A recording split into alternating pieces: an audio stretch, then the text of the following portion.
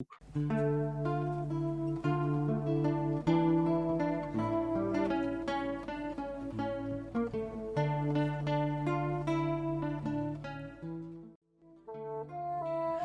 et bienvenue dans notre émission La Kabbale Science de la vie.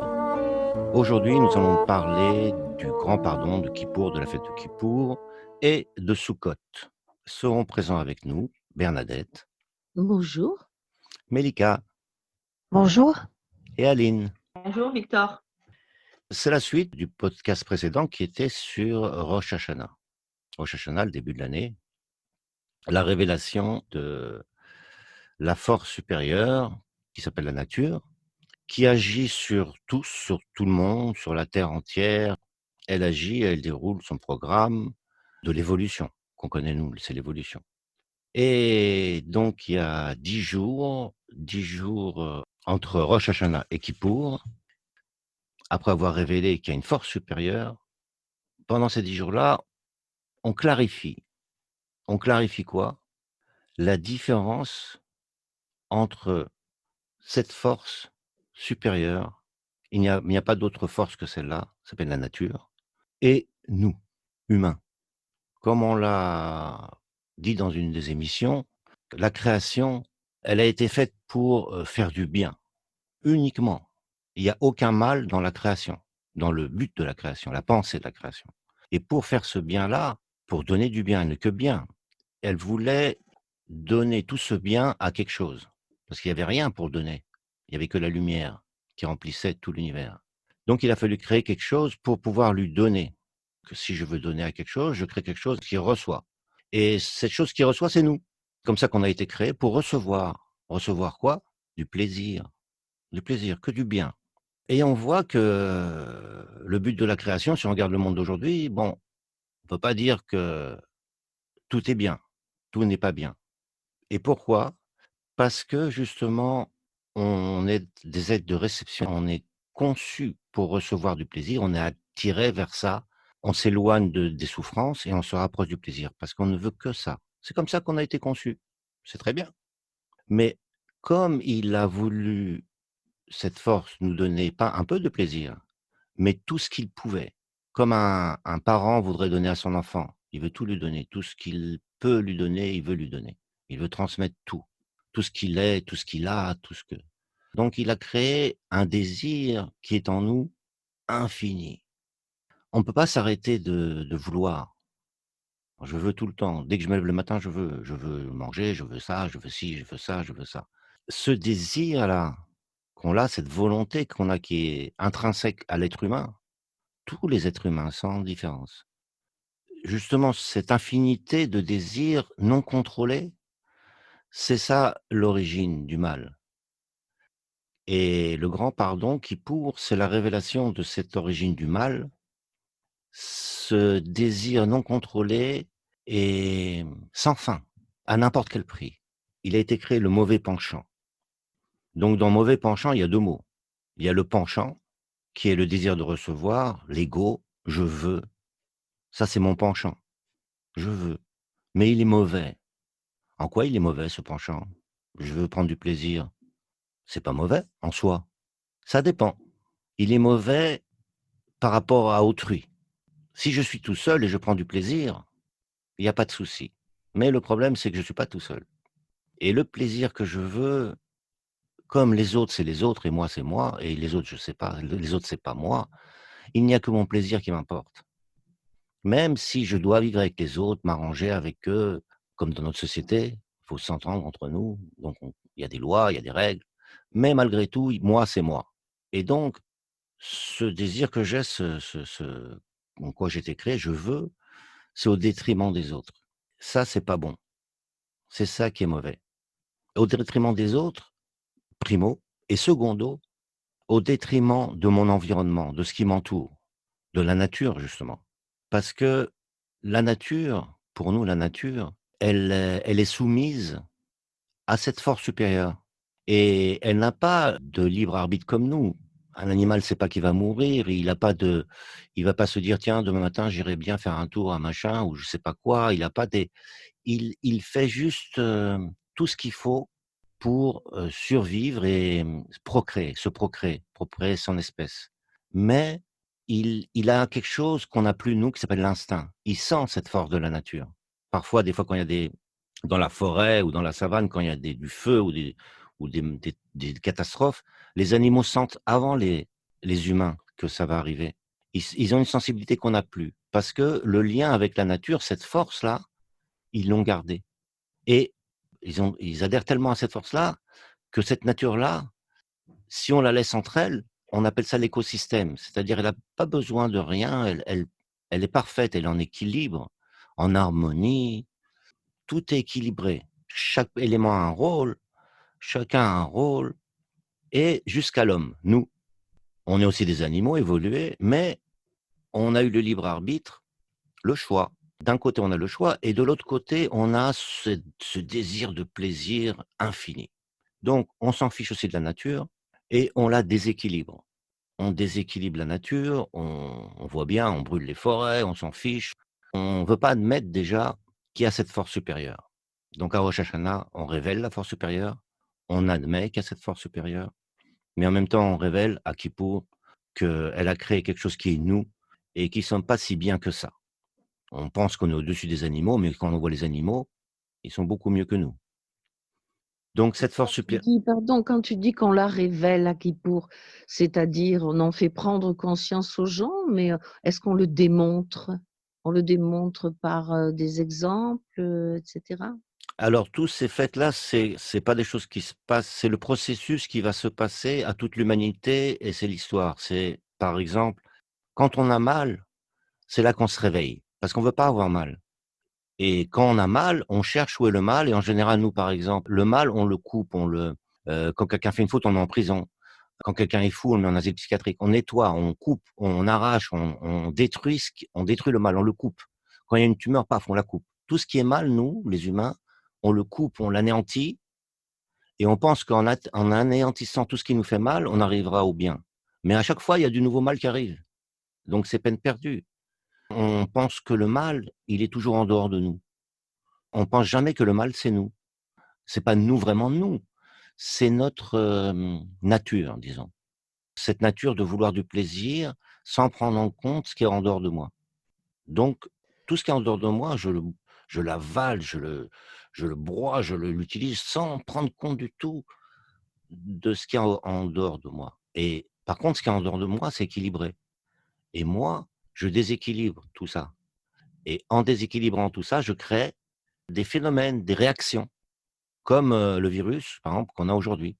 Le virus qu'on a aujourd'hui, c'est une réaction d'un déséquilibre naturel qui a été créé par l'humain. On parle de dérèglement climatique aujourd'hui. Alors il commence à avoir des petites bribes de réflexion qu'il faut tendre vers l'écologie, être raisonnable, trier les poubelles, faire attention, tout ça. Donc voilà, ça nous explique tout ça, justement cet éveil qu'on commence à voir doucement, doucement, mais malheureusement qu'on a que quand on reçoit des coups, des souffrances. Mais bon, Mais alors, si je comprends bien ce que tu dis, c'est l'essence même de l'humain d'avoir le mal en lui. Et alors, comment le corriger maintenant si on parle du mal? Est-ce que nous, avec notre volonté, on peut corriger le mal qui est en nous? Est-ce que ce mal, il doit être corrigé? Parce que tu as dit, il ne faut pas tuer le mal. C'est dans notre société, on cherchera surtout à supprimer le mal. Qu'est-ce qu'il faut faire alors concrètement? Alors le mal, on n'est pas, il faut pas non plus se culpabiliser, dire je suis mauvais, me frapper, me frapper, et dire je suis un méchant. Non, non. D'abord, moi j'ai rien fait. J'ai été créé par une force supérieure qui a fait ça, et puis c'est tout. C'est à elle qu'il faut en vouloir, pas à moi. Moi, j'ai pas à en vouloir à moi-même. J'ai à en vouloir, si j'en veux en vouloir à quelqu'un, à quelque chose, c'est mon créateur, celui qui m'a créé, celui qui m'a donné la vie. Ah, même si c'est ma mère qui m'a donné la vie, mais je sais que la vie elle-même, elle vient pas de ma mère. La physiologie vient de ma mère, mais la vie, mon âme, elle vient pas de ma mère. Et donc, on est comme ça, il faut s'accepter mais il faut comprendre, il faut chercher. Si on est comme ça, qu'est-ce qui va pas? On a dit que c'était le mauvais penchant. Donc, il y a un mauvais penchant, il y a le penchant qu'on peut pas changer. Ça, on peut pas changer notre penchant. On peut pas ne pas être attiré vers le bien, vers le plaisir. Et en plus, puisque c'est le but de la création. Si on veut pas recevoir de plaisir, c'est qu'on va contre la création. Oui. Est-ce qu'on peut dire que finalement, l'erreur, enfin, là où le bas blesse, c'est que quand, le créateur nous a donné, le désir de recevoir son désir à lui, qui était illimité pour notre bien, justement, il n'y a pas de finalité à ce désir de recevoir du bien. C'est pas borné et donc l'erreur, enfin le mauvais, si je peux dire, c'est qu'on est toujours, appelé à ressentir, ce désir illimité justement et donc il faudrait y mettre un terme, une borne. Il faudrait l'arrêter à un moment. C'est ça? Oui, parce que nous sommes des êtres finis et on a un désir, notre source est un désir infini. Donc le fini, il faut qu'on arrive, nous, à recevoir cette infinitude de plaisir qu'on veut nous donner. Parce que il faut bien comprendre il y a cette force de la nature qui nous entoure, qui est bonne et bienfaisante. On en reçoit aujourd'hui, mais vraiment un une gouttelette de vraiment un milliardième de milliardième de plaisir. Même si on croit aujourd'hui que dans notre vie, il y a plein de plaisirs, c'est rien. C'est vraiment rien par rapport au plaisir qu'on veut nous donner. Mais on ne sait pas le recevoir. C'est pour ça que la science de la Kabbale, la Kabbalah en hébreu, c'est recevoir. La science de la Kabbale, c'est comment recevoir correctement. Quoi? Du plaisir. Tout le plaisir qu'on veut nous donner et on veut nous en donner beaucoup plus qu'on en reçoit aujourd'hui, beaucoup plus. Mais il faut qu'on soit prêt parce que pour recevoir, il faut qu'il y ait quelque chose qui capte qui soit prêt à recevoir. Mais nous, on n'est pas prêt. On reçoit, juste ce qu'il nous faut pour vivre, pour survivre. Alors on survit. Comme les animaux, on fait perdurer l'espèce, fait des enfants, on survit, comme on peut. Mais c'est pas ce qui nous attend. On veut nous donner beaucoup plus. Oui, mais tu dis qu'il faut savoir recevoir ce plaisir correctement. Donc, c'est quoi recevoir le désir correctement? C'est lui mettre un frein quelque part. Alors, ben, merci pour la transition, Bernadette. Donc on a dit le grand pardon, Kippour, c'est après avoir révélé la force supérieure, on révèle le mauvais penchant. Donc le penchant, on a dit qu'on peut pas le changer. On peut pas changer le désir en soi, il est là et on pourra pas. Ça sert à rien de s'attaquer à lui, c'est peine perdue. Par contre, le mauvais penchant, on peut le transformer en bon penchant. Donc ce qu'on peut faire, c'est transformer mauvais en bon. Mais ce penchant, le même penchant, comment on le fait? Et là, justement, il y a 10 jours aussi qui séparent Kippour de Soukhot, la fête des cabanes. Alors Soukhot, c'est la fête, on appelle ça la fête des cabanes. Pourquoi? Parce qu'il faut construire une cabane en dehors de notre maison habituelle, notre maison confortable qu'on a. On sort du confort, on va dehors. La cabane doit être, construite en plein air, avec le ciel. Il faut pas qu'il y ait un toit ou quoi que ce soit. C'est une cabane très sobre. Il y a 4 piquets avec un toit. Ce qui est l'essentiel de cette cabane, c'est le toit. Ce toit-là doit être fait de végétaux, de branches et Victor, oui. tu peux nous dire si enfin, quel sens ça a ces 10 jours? Est-ce que les 10 jours, c'est quelque chose d'important et est-ce que ça a du sens? Alors oui, Il y a 10 jours entre toutes ces fêtes, qu'est-ce qu'on oui. démarre avec ça? Alors, je suis désolé, oui, tu as raison. Heu, pendant le grand pardon, on demande pardon. Pourquoi on demande pardon? De quoi on demande pardon? On demande pardon, pas sur ce que j'ai fait dans le passé, parce que je demande pardon une fois que j'ai révélé seulement le mauvais penchant. Je peux pas demander pardon si j'ai pas révélé le mauvais penchant, parce que si j'ai pas révélé le mauvais penchant, je pense que je suis bon. Donc j'ai pas demandé pardon du tout. Pardon, mais là, ça m'interroge. Tu dis, je dois demander pardon à une nature qu'on m'a donnée, que j'ai même pas choisie. Donc, j'ai pas choisi d'être comme ça, mais en même temps, je dois demander pardon. Oui, je demande pas pardon en vérité pour, une faute ou quelque chose. Je demande pardon pour l'avenir, je demande pardon parce que quand je révèle le mauvais penchant, ma nature, je révèle aussi que avant de l'avoir révélé, oh là là, je me dis: «Pendant toutes ces années que j'ai été comme ça et j'ai pas compris», comme d'un coup je me révèle moi-même d'ailleurs. Je révèle que j'ai agi, je révèle pourquoi j'ai souffert, pourquoi j'ai fait des erreurs, pourquoi, et je révèle que tout ça, ça vient de ce mauvais penchant. Je peux pas demander pardon pour le passé, c'est fini. Ça sert à rien. C'est pas pardon que je demande maintenant que dans l'avenir, justement, je puisse corriger ce penchant. Donc, je dois décider que ce penchant, je n'en veux plus, même si c'est quelque chose qu'on m'a donné à la naissance. Oui, parce que ce jour-là du grand pardon, on dit que la force supérieure fait un reset, comment dire ça, élimine toutes les fautes qui ont été faites. On repart à zéro. Il pardonne. Si je révèle que je suis le mauvais penchant, j'ai le mauvais penchant et que tout ce qui m'est arrivé, c'est ça, et il efface tout et il dit: «Vas-y mon gars, repars à zéro maintenant». Ben, c'est la force supérieure qui pardonne alors. Voilà, parce que oui, elle est que pardon. Elle est que pardon. Miséricorde, c'est chassadim. Je révèle donc à Kippour pourquoi j'ai souffert, pourquoi, et je demande pardon pour l'avenir. Et pendant ces 10 jours-là, je fais le point sur tout, je fais la liste de tout ce que j'aurais dû faire dans le passé et que j'aurais pu faire et que je ferai dorénavant dans l'avenir. Mais maintenant, je ne sais pas comment le faire. Comment je vais faire ça maintenant? Comment je vais bon, j'ai révélé le mauvais penchant. Comment je vais transformer en bon penchant? Comment je vais faire?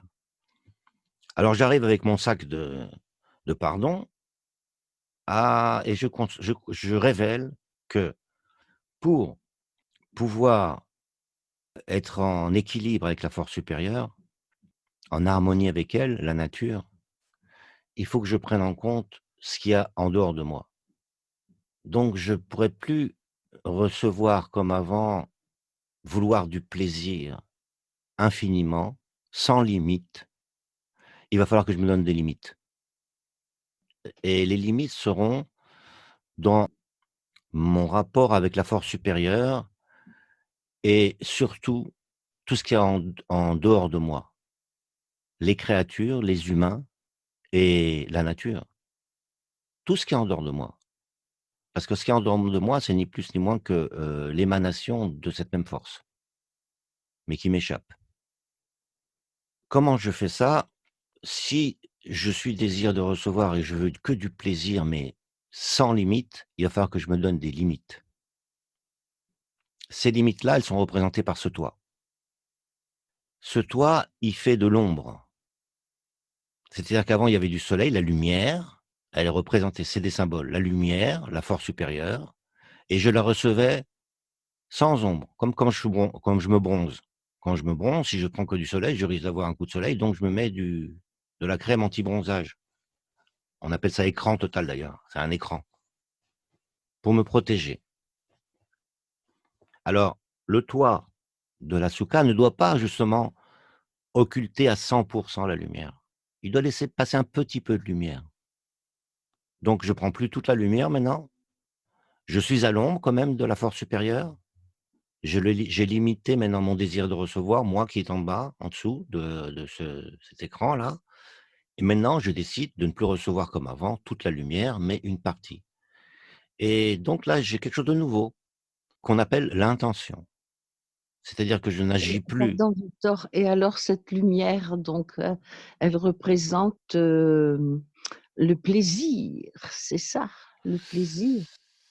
Le Et donc plaisir. on décide de ne plus recevoir autant de plaisir, c'est ça? Recevoir, si, plein de plaisir, mais pas sans réfléchir, Oui.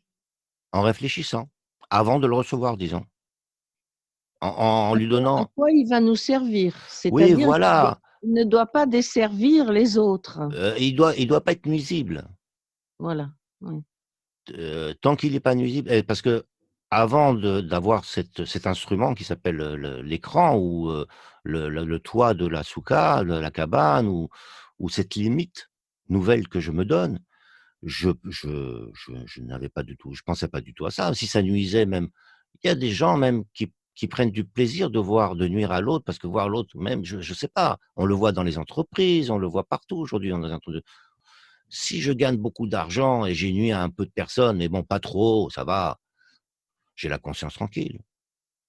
Il y a même des gens on se demande s'ils ont une conscience. Ils profitent beaucoup, eux, au détriment des autres, mais bon, c'est pas grave. Il y a des gens qui licencient des personnes, qui mettent des gens à la rue, il y a des gens qui causent la mort d'autres personnes, je ne sais pas moi. Les autres, si vous voulez, Soukhot, c'est pas qu'un toit. Il y a des choses qui se passent sous le toit, justement. Les réunions. On se réunit en famille, on se réunit entre amis, on se réunit à Soukhot. Mais on se réunit plus comme avant. On se réunit sous un toit. C'est-à-dire que quand on se réunit à Soukhot sous le toit, les humains qui se réunissent à Soukhot, ils se réunissent pas dans les mêmes conditions que quand ils se réunissent en plein air. Et alors là, il y a quelque chose qui se passe. C'est que d'un coup, on voit ce qui s'appelle l'amour. C'est-à-dire que je prends l'autre en compte et on s'aime pas comme avant. Il y a quelque chose entre nous qui a changé aussi. Parce que ça, c'est valable entre moi et mon prochain. Avant, je prenais du plaisir pour moi, même si j'avais un prochain ou une compagne, par exemple. C'est quoi un couple? C'est 2 personnes, 2 humains qui cherchent du plaisir infini et qui se disent: «Tiens, ensemble, on arrive à trouver ce plaisir, ces plaisirs. On prend du plaisir à la vie, on est bien ensemble, on aime bien voyager ensemble, on aime bien ci ensemble, on est bien ensemble». Mais il y a mon plaisir, il y a le tien. Puis il y a des plaisirs communs. Par exemple, on aime bien, je sais pas moi, les randonnées, bon, alors on prend du plaisir. Mais il y a rien de vraiment de commun. Mon plaisir, c'est le mien, c'est pas le tien. Je suis pas encore arrivé à un état où mon plaisir, c'est de te faire plaisir. Et quand je te vois que tu es contente, c'est ça mon plaisir. Et si j'ai pas ça, mon plaisir sera que moitié de plaisir. Quand on est à 2, on peut pas avoir que mon plaisir. Il faut être, heureux indépendamment, mais aussi ensemble. Et le ensemble là, c'est quand je prends moi compte de l'autre, je suis responsable de son plaisir. Mon bonheur dépend de ça. Ça, c'est un couple, mais on est 8 milliards. Donc ça veut dire qu'à Soukhot, c'est plutôt, d'essayer de s'unir différemment. Tu veux dire qu'on réfléchit nos relations? On réfléchit nos relations, on révèle que le mal, il est en nous, mais pas en nous vraiment, qu'on peut le changer, que le mauvais penchant, on peut le transformer en bon penchant, en créant un écran, en limitant, en contrôlant maintenant dorénavant nos désirs. Je ne suis plus esclave de mes désirs. Maintenant, j'en ai des désirs, je veux du plaisir, certes. Combien? Un maximum, mais pas infiniment. Non, je me donne des limites. Et avant de faire, d'agir, je réfléchis. Mais tu sais bien que le mal, c'est pas moi, c'est les autres. Tu sais ça, donc l'idée du lien avec j'imagine que tu fais un lien entre le pardon, c'est pas est-ce que c'est qui est-ce qu'on pardonne? Qu'est-ce qu'on pardonne? Et notre intolérance à l'autre ou l'autre parce que souvent on a un peu cette image, tu as vu, hein, il y a eu des films, Le Grand Pardon, c'est toujours le mal qu'a fait l'autre qu'on doit essayer de pardonner. On est déjà si on arrive à pardonner à l'autre, on est pas mal, mais qu'est-ce qu'on pardonne en fait? Pour être mieux unis, qu'est-ce qu'on doit pardonner? Alors attention, parce que le pardon, j'entends dans ce que tu dis, pardon de la culpabilité. J'ai fauté, de la faute, disons. Bah, c'est comme ça que c'est un peu Voilà, j'ai alors peut-être pour fauté, moi, mais j'imagine que j'ai fait une d'autres faute. le perçoivent comme ça.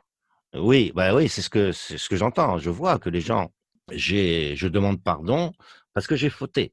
D'ailleurs, s'il m'arrive j'entends aussi beaucoup s'il a des problèmes, c'est qu'il a dû faire des bêtises. Et il doit demander beaucoup La bien pardon. vérité. Hein, celui-là, il a tellement de problèmes. Regarde, moi, j'en ai pas, tu vois. Oui, Mais lui, il il n'y a en pas a. de fumée sans feu. Voilà, voilà, et voilà, celui-là, le pauvre, bon, il a beaucoup de problèmes, mais je pense qu'il a dû faire beaucoup de fautes. Voilà. C'est pas de ce pardon qu'on parle du tout. Là, on parle un parcours de révélation de la spiritualité, de la force supérieure, de l'adaptation de nous, les humains, à cette force, et surtout que révélation justement de ce mal, parce que ce mal-là, c'est lui qui cause ce mal, ce mauvais penchant, le mauvais penchant. On est encore dans le mauvais penchant. Si on le corrige pas, on va à notre perte, c'est simple. La perte de l'humanité. Là, tu es même en dehors de la culpabilité, ça veut dire il faut le révéler ce mal en fait, hein, quand même, dans ce que Bah, j'entends. l'homme, il n'a pas de prédateur. Son pire ennemi, c'est lui-même. Et l'homme, il est particulier, il s'auto-détruit.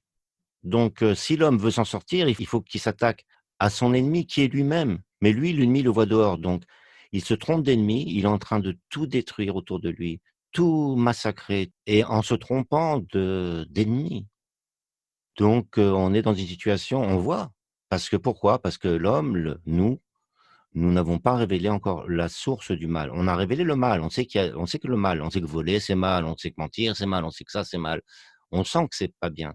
On le sent. c'est injuste, c'est pas bien, c'est ça. Mais la source, ce qu'il faut révéler, c'est la source du mal, pas les conséquences du mal.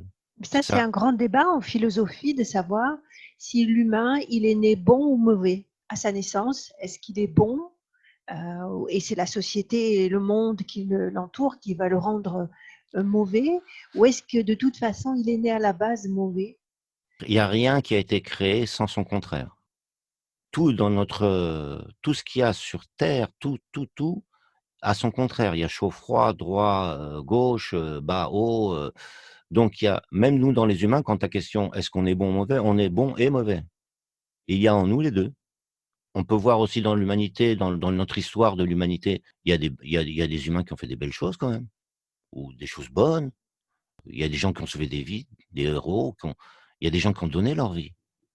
Donc on n'est pas bon ou mauvais, on est bon et mauvais.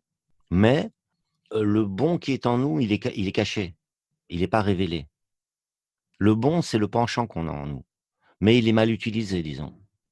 Cette volonté, ce désir qu'on a infini, on ne peut pas s'arrêter de vouloir et vouloir toujours plus.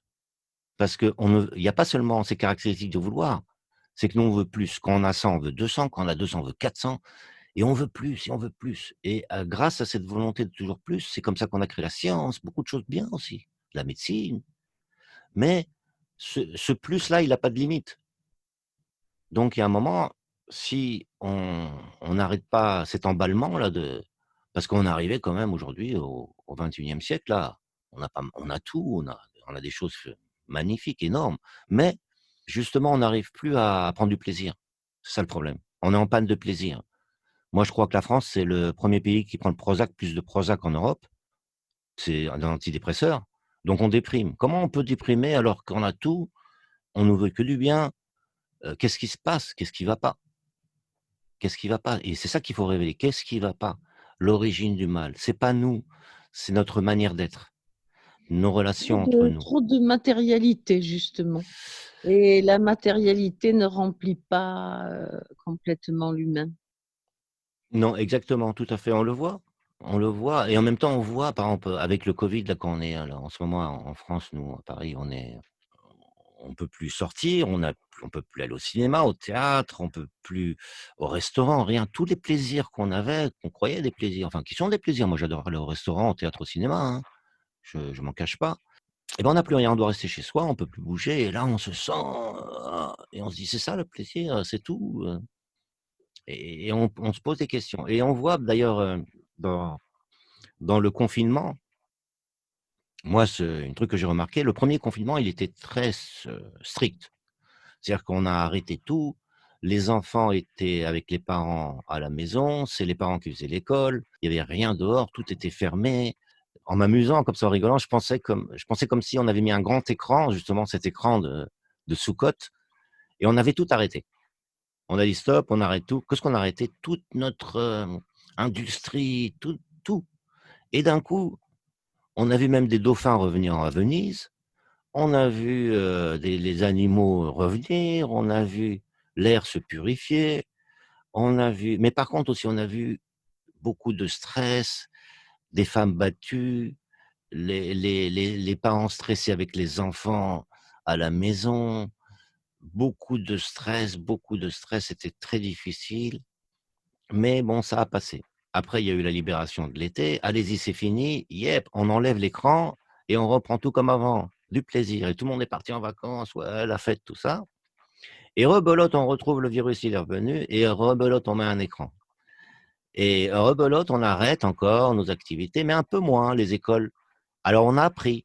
On a appris qu'on peut pas tout arrêter, mais on peut arrêter un petit peu. Donc on a compris qu'il fallait pas stresser les parents, donc on a mis les enfants à l'école. On continue le travail, c'est un peu plus light, disons. C'est un peu alors ça me fait penser à un écran qu'au début on a mis un écran total, maintenant on met un écran comme ça. Mais on comprend qu'on ne pourra pas vivre sans cet écran. Il va falloir que, toute notre activité, une remise en question sur justement, sur, tout ce système qu'on a créé, qu'on pensait qui serait infini, mais non, il est en train de s'emballer, c'est arriver à ses limites. Et il faut qu'on regarde le bien et qu'on enlève le mal, justement, de ça, parce que tout n'est pas mal. Il faut pas arracher tout, il faut modifier juste. Donc et l'essentiel de cette modification, c'est nous et c'est ce qu'on nous apprend dans ces fêtes. On parle de nous, de l'humain, de chacun de nous et de nous tous ensemble. Sukkot, c'est une remise en question de la matérialité aussi. Donc, c'est ça, parce que si on sort de son confort, on se met dans une maison dans laquelle on construit, c'est quand même ça, c'est ce symbole-là. Ça veut dire que tous les ans, il faut quand même remettre en question, régulièrement en tout cas, il faut remettre en question cette matérialité. Oui, comment utiliser correctement justement tout ce qu'on nous est donné, tous ces plaisirs, tout ce que je pense, tout ce que je prends, chaque chose, il faut maintenant dorénavant que je mette un écran, que je le pèse avant de.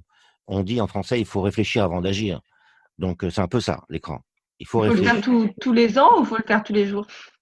Il faut le faire à chaque instant. Il Pas faut se casse-croûte, alors. servir de la matérialité, mais de manière à ce qu'elle ne nuise ni à la nature, ni au genre humain, quoi. Exactement, exactement. Si on arrive à faire ça, imaginons le monde que nous décrit Bernadette. Par exemple. On continue à vivre tous ensemble, mais en prenant compte des humains et de la nature. Eh ben, à mon avis, même il est écrit que des espèces disparues réapparaîtront. Il y a beaucoup, et les rivières seront propres. Vous vous rendez compte de ce qui se peut. Et là, la nature va revenir, et nous, on sera en harmonie avec elle, mais on sera heureux comme des fous. Et entre nous, en plus, ça ira bien. Alors, quoi demander de plus? Donc, il faut que nous soyons un toit de soukha en permanence. Voilà. Ouais, c'est ça, Bernadette. Nous-mêmes. C'est-à-dire que ce toit-là qu'on a créé à Soukhot, on le prend avec nous, c'est comme on prend un chapeau, et on continue l'année avec ça, avec notre toit là, qu'on a créé à Soukhot. Jusqu'à quand? Jusqu'à la prochaine fête de Hanouka, la fête des lumières, des bougies qu'on allume. Alors on arrive de Soukhot avec notre toit sur la tête, comme ça, et on arrive à Hanouka. Et Hanouka, c'est quoi? C'est la fête des lumières. Parce que maintenant qu'on a appris, grâce à la révélation du mauvais penchant à Kippour, et en révélant la méthode, c'est la limite qu'on se donne à ce désir de recevoir infini avec le toit de Soukhot, on arrive à Hanouka parce qu'on sait comment travailler maintenant avec ce penchant, comment le transformer en bon, et là, on a la lumière de la bougie de Hanouka.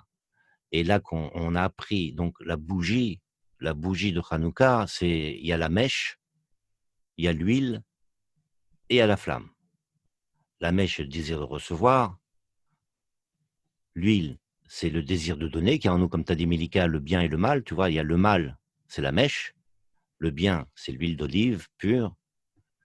Et la flamme qu'on allume, c'est la lumière qui vient corriger le désir de recevoir pour enfin illuminer et recevoir toute la lumière qui nous est prévue d'en haut. Voilà, alors les amis, donc on a tous et toutes notre petit écran de Soukhot. Il faut bien le préserver jusqu'à Hanouka, et on fera d'ici là, je pense, un podcast sur Hanouka. Bah ouais, tu nous as donné déjà quelques envies pour Hanouka, là, hein, entre la mèche, l'huile et la flamme. On va tenir jusque-là, on va faire des efforts. Merci, Et alors, Victor. une petite question peut-être stupide, mais alors, ça m'évoque tout d'un coup le toit de la souka. Est-ce qu'il y a un rapport avec la kippa sur la tête? Oui, exactement. La kippa sur la tête, c'est le symbole du massar de cet écran, qu'on garde toujours avec nous. Mais c'est un symbole. Oui, mais est-ce que c'est le symbole du toit de la souka, la kippa? Oui, tout à fait. Le massar, l'écran. Voilà, c'est ça. Et la femme, pourquoi elle n'en a pas, elle, une kippa? Parce que la femme est exemptée des mitzvot. Il est écrit, la femme est exemptée des mitzvot qui sont liés au temps. C'est-à-dire que la femme, elle doit réaliser comme l'homme, mais elle fait ça à sa guise, disons. À sa guise et à sa convenance, à son rythme. Elle n'a pas de contraintes. Mais finalement, le foulard ou le chapeau ou la perruque peuvent représenter la même chose alors. Oui, alors c'est les symboles. Alors, là, tu parles dans les religions, oui, dans les religions. Mais oui, c'est les religions. Mais là, attention, la Kabbale, quand on parle de la Kabbale, c'est avant la religion. La religion, c'est après la Kabbale. Euh, on n'est pas du tout dans la religion ici. On est dans la révélation de la force supérieure à l'homme, à Adam, le parcours de ça, on est dans ça. La religion, c'est bien après. La religion, il faut voir l'histoire des religions. La religion, elle n'est pas venue avec l'homme. L'homme préhistorique n'était pas religieux. Religion, ça vient du mot religia en latin, qui veut dire relier. Relier, une religion, c'est pas forcément lié à la spiritualité. Je peux dire que ma religion, c'est les Rolling Stones. Je peux dire que ma religion, c'est je sais pas quoi, les motos. Ma religion, c'est ce qui Et elle est relie. venue c'est justement, tu veux dire, c'est l'homme qui l'a interprété et créé par rapport à des signes. Il s'est donné il a utilisé des ressentis pour créer un cadre qu'on voit dans les religions. C'est pour ça qu'il y a des liens qu'on peut faire, et c'est pour ça qu'on explique ces symboles-là. Mais en réalité, ce qu'on essaye de comprendre, c'est le sens profond. C'est pas juste une petite surface qui pourrait nous satisfaire, mais qui aujourd'hui satisfait de moins en moins de gens. C'est aussi pour ça qu'on est là. Oui, on est là surtout, oui, bien sûr, on est là pour comprendre surtout ce qui nous unit et pas ce qui nous divise. Parce que Ouais, il faut bien comprendre quelque chose, c'est que si on réfléchit un petit peu, nous les humains, on a tous la même origine. Si on remonte l'ADN et à la source, si on voit que comment on appelle ça quand on fait une recherche de famille, une recherche, je veux savoir qui c'est ma famille. Généalogique. Voilà. L'arbre généalogique. Quand je veux faire par exemple une recherche généalogique. Si je remonte, je vais trouver mon cousin, mon arrière-grand-père, mon arrière. Mais si je remonte encore et encore et encore et encore à l'infini, je trouverai Adam et Ève. Donc, nous, ce qui nous intéresse, c'est pas ce qui nous divise, c'est ce qui nous unit à nouveau. C'est ce qui nous unit, c'est de comprendre qu'un jour on a été unis et qu'aujourd'hui on ne l'est plus du tout. On était même un. Oui, on était un. Comme on en a parlé, je crois. Oui, on en a parlé dans un podcast qu'on était une seule âme, l'âme d'Adam, qui a été brisée. Aujourd'hui, on est 8 milliards. Mais on est une seule source. Oui. Voilà. Et le but de la création, c'est de réunir justement à nouveau, qu'on s'unisse à nouveau dans des relations corrigées, en prenant compte les uns des autres, sous le toit d'une grande souka, et prendre du plaisir vraiment, mais en s'aimant les uns les autres. Voilà. Ça va être une grosse fête. Merci Victor. C'est sûr. Merci à vous et puis Merci. au prochain podcast. Merci. Au revoir. Au revoir.